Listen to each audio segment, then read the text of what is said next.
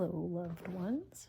It's your boy, T-Dog, coming at you live with the next, maybe the last bit of The Little Prince.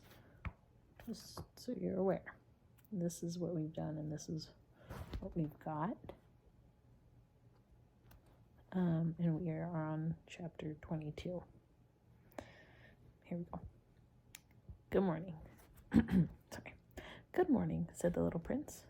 Good morning, said the railway switchman. What is it that you do here? Asked the little prince. I sort the travelers into bundles of 1,000, the switchman said. I dispatch the trains that carry them, sometimes to the right, sometimes to the left. And a brightly lit express train, roaring like thunder, shook the switchman's cabin. What a hurry they're in, said the little prince. What are they looking for? Not even the engineer on the locomotive knows, the switchman said. And another brightly lit express train thundered by in the opposite direction. Are they coming back already? Asked the little prince. It's not the same ones, the switchman said. It's an exchange. They weren't satisfied. Where they are? They weren't satisfied where they were? Asked the little prince. No one is ever satisfied where he is, the switchman said. And a third brightly lit express train thundered past. Are they chasing the first travelers? Asked the little prince. They're not chasing anything, the switchman said. They're sleeping in there, or else they're yawning. Only the children are pressing their noses against the window panes. Only the children know what they're looking for, said the little prince. They spent their time on a rag doll, and it becomes very important, and if it's taken away from them, they cry. They're lucky, the switchman said. Chapter 23. Good morning, said the little prince. Good morning, said the sales clerk. This was a sales clerk who sold pills invented to quench thirst. Swallow one a week and you no longer feel any need to drink. Why do you sell these pills? They save so much time, the sales clerk said. Experts have calculated that you can save 53 minutes a week. And what do you do with those 53 minutes? Whatever you like. If I had 53 minutes to spend as I liked, the little prince said to himself, I'd walk very slowly toward a water fountain. Chapter 24. It was now the 8th day since my crash landing in the desert, and I'd listened to the story about the sales clerk as I was drinking the last drop of my water supply. Ah, I said to the little prince, your memories are very pleasant, but I haven't yet repaired the plane. I have nothing left to drink, and I, too, would be glad to walk very slowly toward a water fountain. Here's a drawing of the water fountain.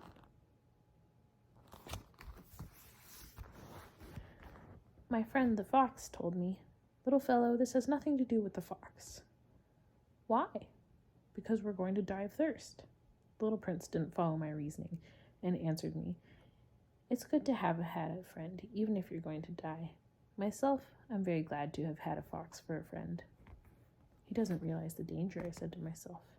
He's never hungry or thirsty. A little sunlight is enough for him. But the little prince looked at me and answered my thought. I'm thirsty too. Let's find a well. I made an exasperated gesture. It is absurd looking for a well at random in the vastness of the desert. But even so, we started walking. When we had walked for several hours in silence, night fell and stars began to appear. I noticed them as in a dream, being somewhat feverish on account of my thirst. The little prince's words danced in my memory. So you're thirsty too? I asked. But he didn't answer my question. He merely said to me, water can also be good for the heart. I didn't understand his answer, but I said nothing. I knew by this time that it was no use questioning him. He was tired. He sat down. I sat down next to him. And after a silence, he spoke again. The stars are beautiful because of a flower you don't see. I answered, yes, of course. And without speaking another word, I stared at the ridges of sand in the moonlight. The desert is beautiful, the little prince added. And it was true. I've always loved the desert. You sit down on a sand dune. You see nothing. You hear nothing. And yet something shines. Something sings in that silence. What makes the desert beautiful, the little prince said, is that it hides a well somewhere. I was surprised by suddenly understanding that mysterious radiance of the sands. When I was a little boy, I lived in an old house, and there was a legend that the treasure was buried in it somewhere. Of course, no one was ever able to find the treasure. Perhaps no one even searched, but it cast a spell over that whole house. My house hid a secret in the depths of its heart. Single heart. Yes, I said to the little prince. Whether it's a house or the stars or the desert, what makes them beautiful is invisible. I'm glad, he said. You agree with my fox. As the little prince was falling asleep, I picked him up in my arms and started walking again. I was moved. It was as if I were carrying a fragile treasure. It actually seemed to me there was nothing more fragile on earth. By the light of the moon, I gazed at that pale forehead, those closed eyes, those locks of hair trembling in the wind, and I said to myself, what I'm looking at is only a shell. What's most important is invisible.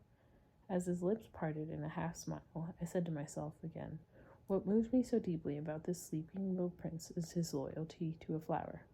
The image of a rose shining within him like the flame within a lamp, even when he's asleep, and I realized he was being even more fragile than I had thought. Lamps must be protected. A gust of wind can blow them out. And walking on like that, I found the well at daybreak. Chapter 25, XXB.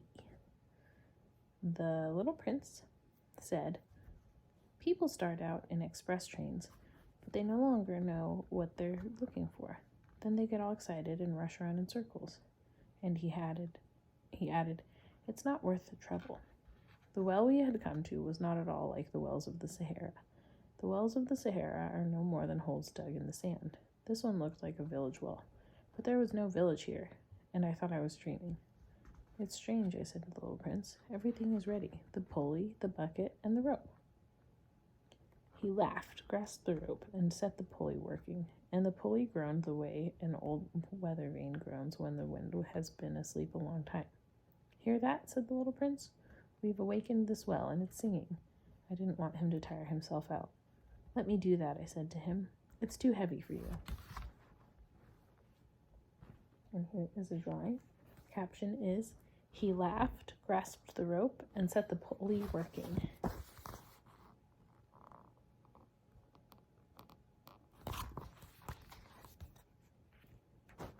Slowly, I hoisted the bucket to the edge of the well. I set it down with great care. The song of the pulley continued in my ears, and I saw the sun glisten on the still trembling water. I'm thirsty for that water, said the little prince. Let me drink some. And I understood what he'd been looking for. I raised the bucket to his lips. He drank, eyes closed. It was as sweet as a feast. That water was more than merely a drink. It was born of our walk beneath the stars, of the song of the pulley, of the effort of my arms.